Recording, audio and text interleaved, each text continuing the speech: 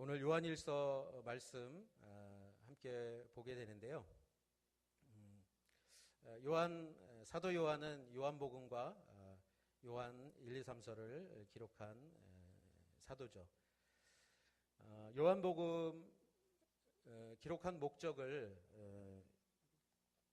요한복음 20장 31절에 이렇게 기록합니다. 요한복음 20장 31절 한번 같이 읽겠습니다. 그러나 이것들이 기록된 목적은 여러분들로 하여금 예수가 그리스도이시며 하나님의 아들이심을 믿게 하고 또 믿어서 예수의 이름으로 생명을 얻도록 하기 위함입니다. 요한복음을 기록한 그 분명한 목적을 요한복음 20장 31절에 사도 요한은 기록합니다. 예수님을 믿고 어떻게 해요? 생명을 얻도록 하기 위한 것이다. 자, 그렇다면 사도 요한이 그 이후에 기록한 이 서신서긴 하지만 사실 인사도 처음 시작할 때 인사도 없어서 이게 서신서인가 그렇게 볼 수도 있지만 어쩌면 설교 같은 서신서라고 볼 수 있습니다. 요한일서를 기록한 목적을 한번 보겠습니다. 요한일서 5장 13절 함께 읽겠습니다. 시작. 내가 하나님의 아들의 이름을 믿는 여러분에게 이것을 쓴 것은 여러분이 영원한 생명을 갖고 있다는 것을 알게 하기 위함입니다.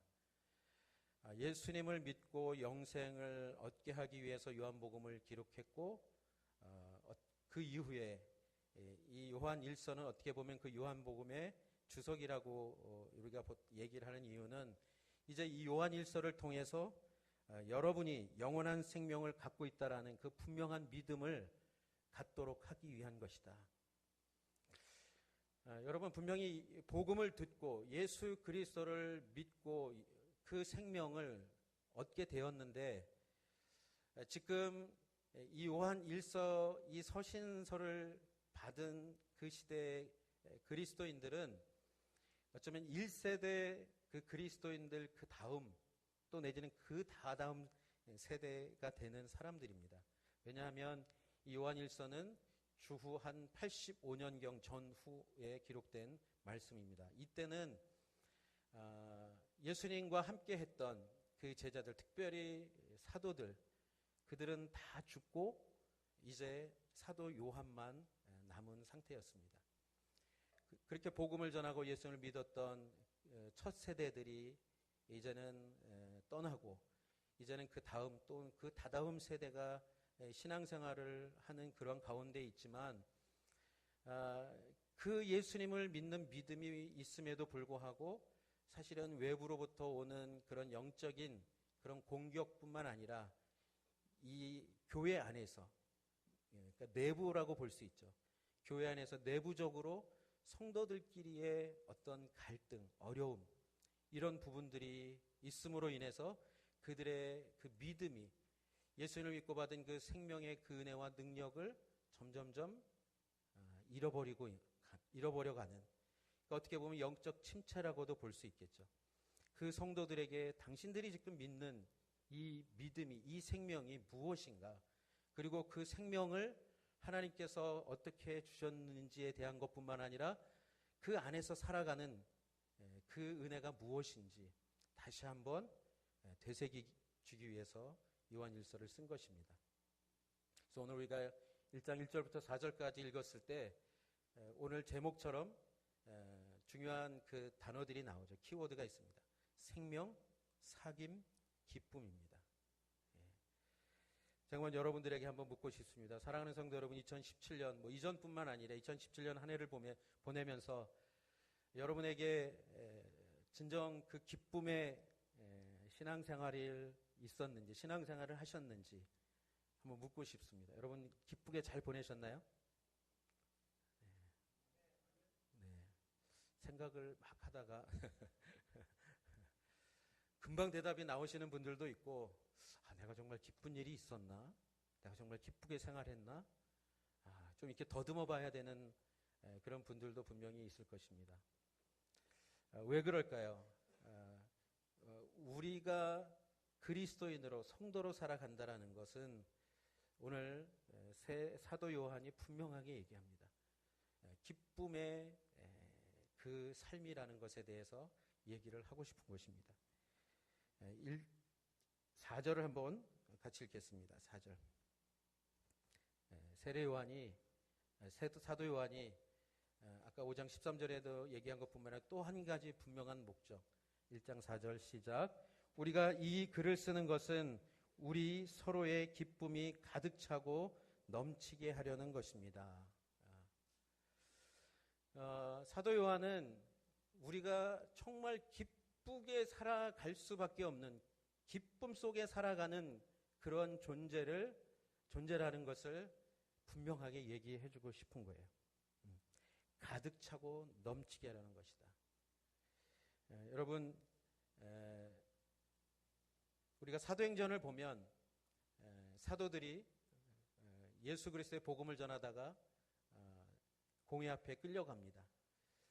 대제사장들이 그들을 위협하고 협박하지만 또 그들 앞에서 어려움도 겪지만 그들이 그 자리를 떠날 때 어떻게 떠났는지 성경은 기록합니다. 사도행전 5장 41절 한번 같이 보겠습니다. 시작.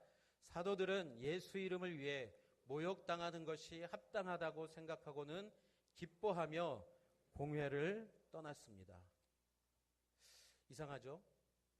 모욕당하는 것이 합당하다고 생각했다라는 거예요. 여러분, 모욕을 당하면 보통 어떻게 우리가 반응을 하나요? 모욕을 당하면 우리의 마음 상태가 어떻게 되나요? 분한 마음. 그리고 분한 마음이 자꾸 쌓이다 보면 분노도 일어나죠. 내가 이러한 모욕을 당할 이유가 없다라는 생각이 들면, 그것이 합당하다고 생각이 되어지지 않으면 사실은 분노도 일어나는 것입니다. 그런데 사도들은 예수 이름 때문에 모욕당하는 것을 당연하게 여겼다. 이것은 맞다. 그러면서 기뻐했다라고 기록합니다. 그리고 자신을 위협했던 사람들을 그 앞에서 떠나면서 그 마음속에는 기쁨으로 그 자리를 떠난 것이죠. 여러분, 이 기쁨은 주님께서 분명히 말씀하신 기쁨입니다. 요한복음 15장 22절 한번 같이 보겠습니다. 요한복음 15장 11절. 네. 시작. 내가 이것들을 너에게 말한 것은 내 기쁨이 너희 안에 있어 너희 기쁨이 충만하게 하려는 것이다. 예수님은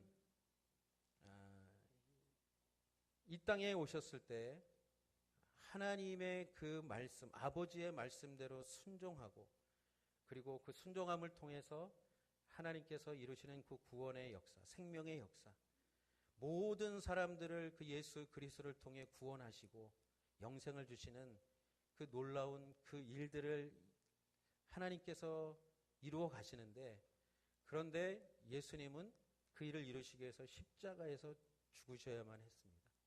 그런데도 예수님은 어떻게 해요? 그것을 기뻐했다는 거예요. 내 기쁨이 너희 안에 있어 너희 기쁨이 충만하게 하려는 것이다. 사도들이 죽음의 위협 앞에서도 복음을 전하다가 그 모욕을 당하는 것을 기뻐하고, 이미 예수님께서 제자들에게 말씀하신 것처럼 내 기쁨이 너희 안에 있어 너희 기쁨이 충만하게 하려는 것이다. 사실은 예수님께서 말씀하신 이 기쁨을 사도들은 그 모욕의 현장 속에서 오히려 경험하게 되는 것입니다. 사도 요한은 그 제자들 가운데 한 명이었습니다. 그가 예수님을 만나고 예수님과 함께 했던 시간들, 말씀이 육신이 되어 이 땅에 오신 성육신하신 그 예수 그리스도, 그분이 30년의 삶과 이제 3년의 공생의 기간, 제자들과 함께 했던 그 시간을 보내면서 사도 요한은 분명히 이분이 메시아 예수 그리스도라는 것을 믿었을 뿐만 아니라 그분과 함께 했던 시간에 대해서 분명히 이렇게 기록하죠. 1절 2절 한번 같이 보겠습니다. 시작. 이 글은 생명의 말씀에 관한 것입니다. 생명의 말씀은 태초부터 있었고 우리가 들었고 우리 눈으로 보았으며 우리가 주목했고 손으로 만져본 것입니다. 그 생명이 나타나셨습니다. 우리는 아버지와 함께 계시다가 우리 앞에 나타나신 그 영원한 생명을 보았습니다. 그래서 우리는 여러분에게 영원한 생명을 증언하고 전파합니다. 네. 사도 요한은 다른 제자들과 함께 예수님을 직접 보고 예수님을 직접 체험했습니다. 육신으로, 인간으로 이 땅에 오셨다라는 것을 분명히 말씀하고 있는 것이죠. 그런데 아까 제가 처음에 서두에서 이 초대교회와 초대교회 성도들을 어렵게 하고 힘들게 했던 것은 외부적인 공격도 있었지만 내부적인 그 어려움, 갈등도 있었다라고 말씀을 드렸는데 그 이유가 무엇이냐면 그 당시에 영지주의라는 사상이 있었습니다. 그 영지주의 사상은 뭐였냐면 이 헬라 사상, 그리스 사상의 기본, 근간을 이루는 아주 중요한 사상인데 그 사상의 핵심은 이것입니다.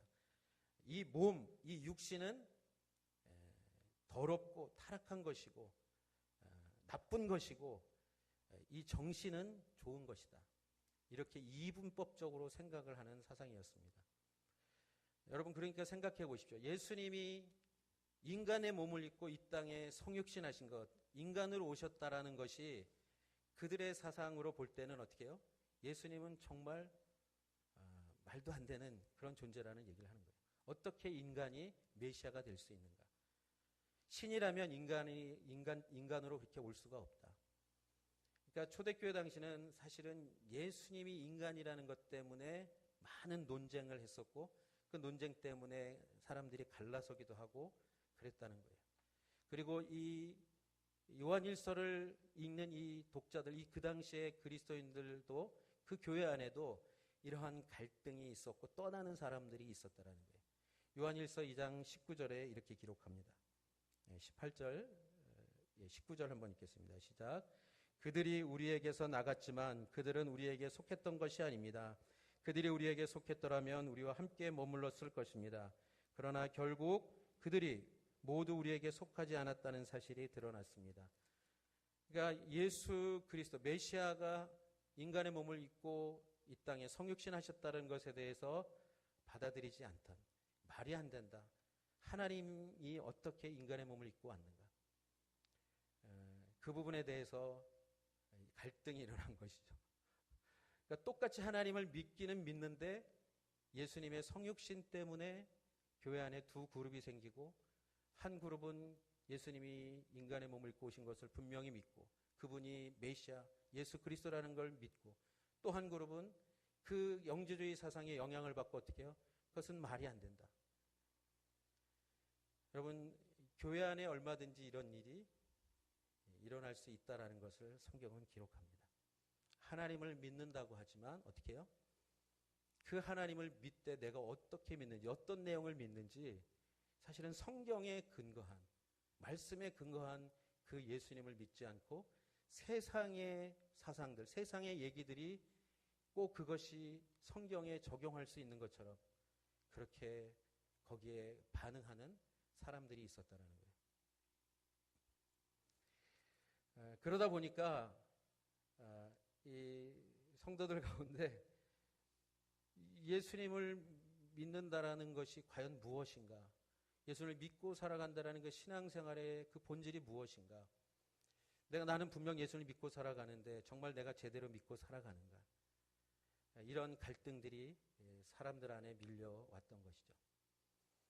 그리고 4절 먼저 보면서 사실은 예수님이 이미 말씀하셨던 성도들 안에 그 기쁨이 어떤 기쁨인지 세상이 말하는 그런 기쁨이 아니라 하나님께서 영생을 주셨고 그 영생을 주신 하나님과 그 하나님 아버지와 예수 그리스도와 함께 교제하는 가운데 그 믿음을 갖고 살아가는 그 성도들이 함께 교제하는 그 기쁨이 어떤 기쁨인지 그것을 알지 못한다면 사실은 이 세상의 사상이 교회로 들어와서 그 복음, 진리조차도 훼손하는 그것들의 영향을 받고 그 믿음을 잃어버리거나 교회를 떠나거나 하는 사람들이 있을 수 있다는 것에 대해서 그것을 경고하고 있는 것입니다.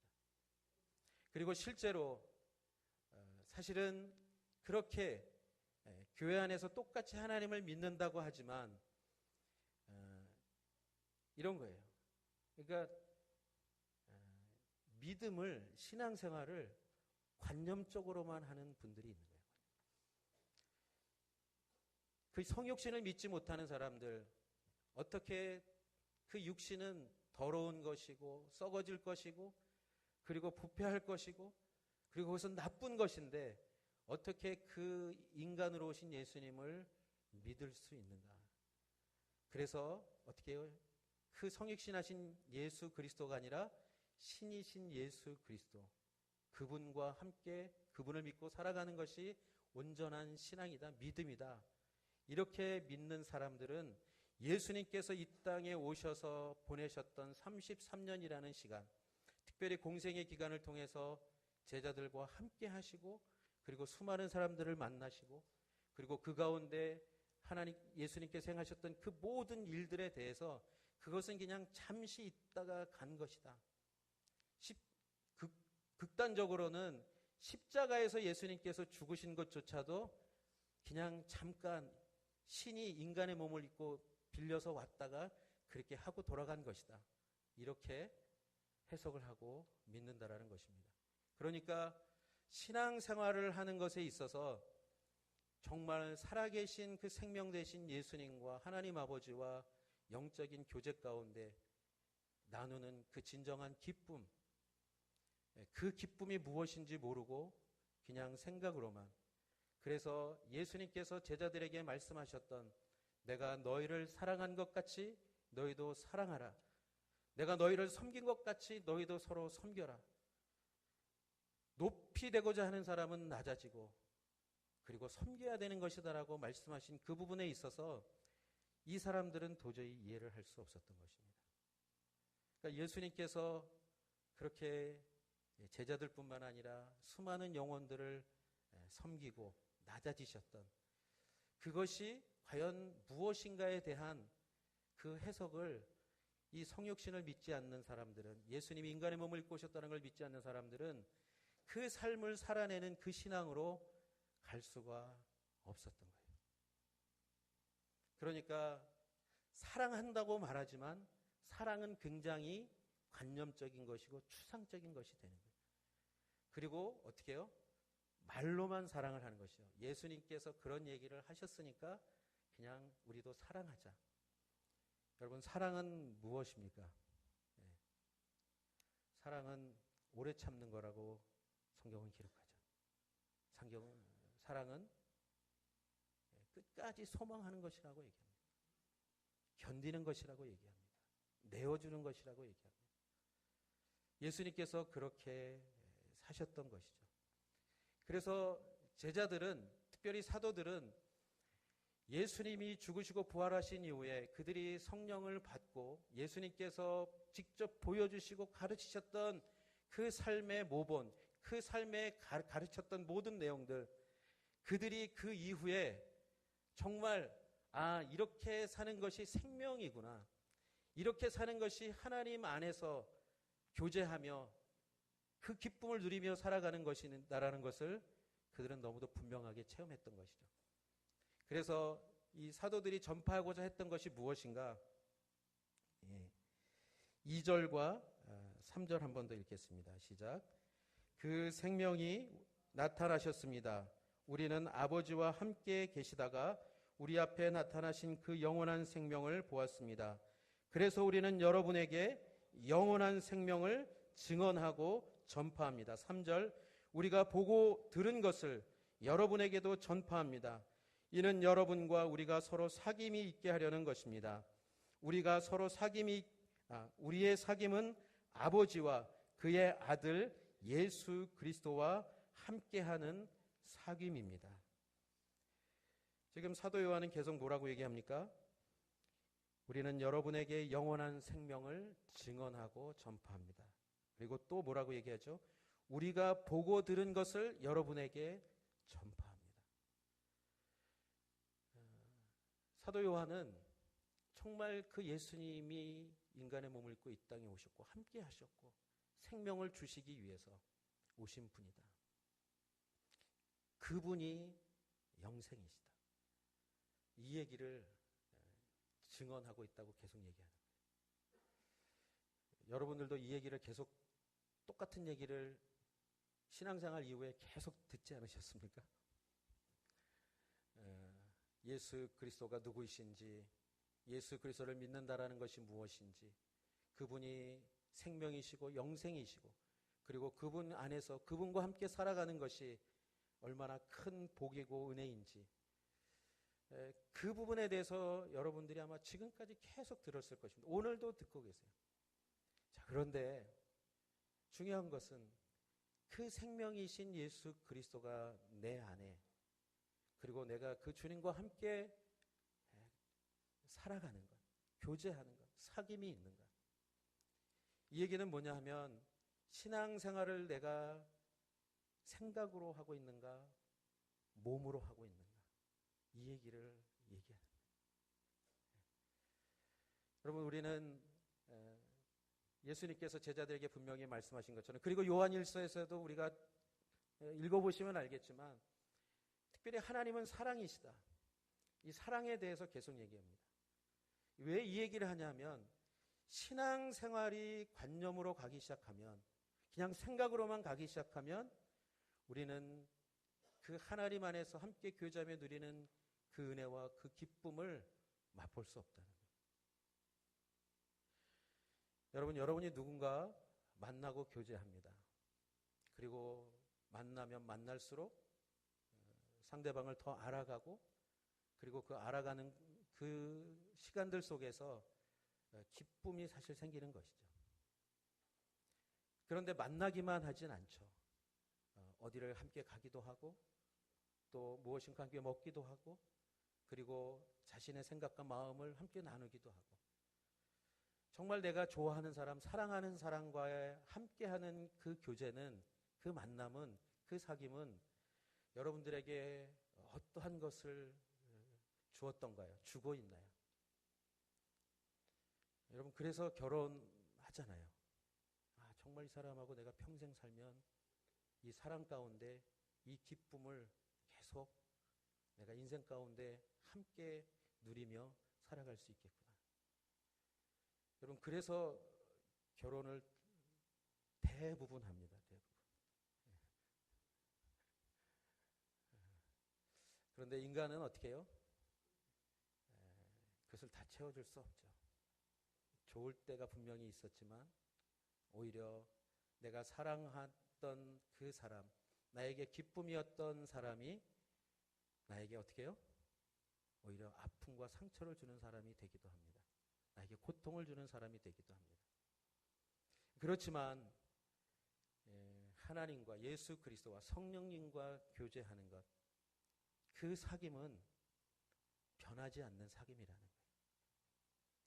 우리에게 아낌없이 모든 것을 주신, 생명을 주신 그분이 나와 함께 교제하는 것은, 그 사귐은 결코 실망시키거나 상처를 주거나 내 마음을 무너뜨리게 하거나 그런 사귐과 교제가 아니라는 거예요.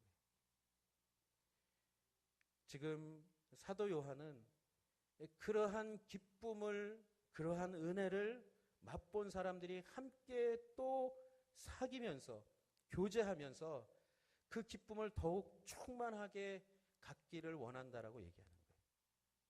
여러분, 그래서 교회 공동체가 얼마나 중요한지를 여러분 기억하셔야 됩니다. 교회 공동체가, 우리의 현실은 비록 그렇지 못한 모습들이 분명히 있습니다. 때로는 아픔을 주고 상처를 주는 일들도 일어납니다. 아픔을 주고 상처를 주는 사람들도 있습니다. 그렇지만 그러한 사람들만 있는 것이 교회 공동체인가? 아니요, 그렇지 않아요. 오늘 사도 요한은 그러한 것 때문에 당신들의 믿음이, 신앙이, 기쁨이 무너지지 않기를 바란다라고 얘기를 하는 거예요.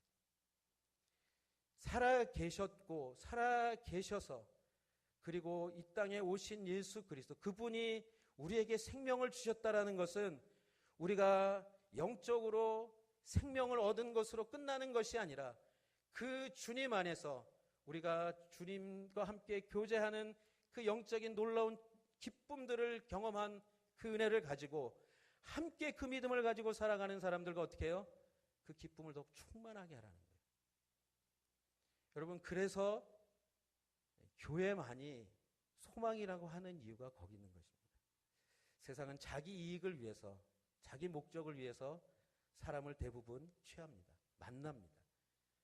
나에게 기쁨이 될 때는 그 사람을 계속 만나지만 나에게 기쁨이 아니라 기쁨은커녕 그 다른 아픔과 상처를 주면 바로 어떻게 해요? 다 거절하죠. 만나지 않습니다. 이것이 세상의 만남이고 교제입니다. 여러분 끝까지 당신이 어떻게 하든 내가 희생하겠다. 당신이 어떻게 하든 내가 기꺼이 모든 걸 감당하겠다. 그러한 만남이 과연 얼마나 있겠습니까? 세상 사람들은 그렇게 할 수 있는 능력이 없습니다. 그런데 그리스도의 그 사랑을 알고 그 생명이 무엇인지를 경험한 사람들은 어떻게 해요? 그것을 하는 자리로 갈 수 있다는 거예요. 여러분, 현재 우리의 모습만 보지 않기를 주님의 이름으로 축원합니다. 나는 할 수 없죠. 우리는 할 수 없는 모습들이 분명히 있습니다. 그럴 만한 아직 영적인 믿음과 수준이 안 됐을 수도 있습니다. 그렇지만 내 안에 예수 그리스도 그 생명이, 영원한 생명이 있다면 그 일은, 그 은혜는, 그 역사는 반드시 이루어질다라고 지금 사도 요한이 얘기하는 거예요. 근데 무엇이 선행되어져야 될까요? 하나님과의 사귐, 하나님과의 교제. 신실하신, 변함이 없으신, 언제나 나를 용납하시고 용서하시는 하나님. 끝까지 나를 사랑하시는 하나님. 내가 언제든지 찾아가면, 하나님을 구하면 나를 만나시고 용서하시고 새롭게 하시는 하나님. 여러분, 그 하나님의 은혜가 우리들 가운데 끊임없이 있을 때, 그 하나님과 교제의 영적인 그 은혜들이 있을 때 우리가 함께 그렇게 교제하며 주님의 공동체를 이루어가는 것이 가능하다라고 얘기하는 거예요. 저는 여러분들이 그러한 믿음의 자리로 갈 수 있기를 주님의 이름으로 축복합니다. 그래야지 진정한 기쁨을 경험하게 되는 거예요. 하나님과의 교제뿐만 아니라 우리가 함께 교회 공동체를 이루어가는 성도들 간의 안에서도.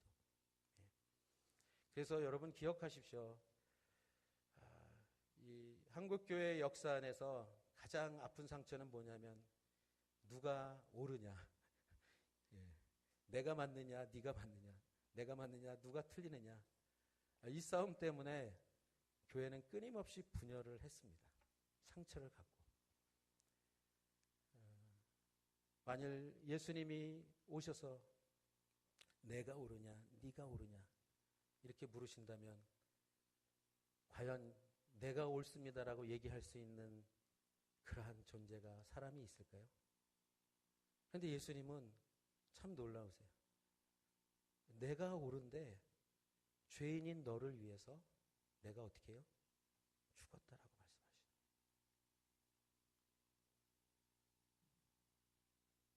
만일 예수님이 너는 죄인이고 너는 죽어야 하고 멸망받아야 하고 그것이 주님의 메시지라면 우리에게는 이 세상은 소망이 없는 거죠. 근데 주님은 의로우시고 옳으시고 정의로우시고 공의로우시고 그런데도 불구하고 어떻게 해요? 죄인들 앞에 오셔서 죄인들과 만나시고 내가 옳지만 내가 너를 위해서 내 생명을 내어주겠다고 말씀하신 것이죠.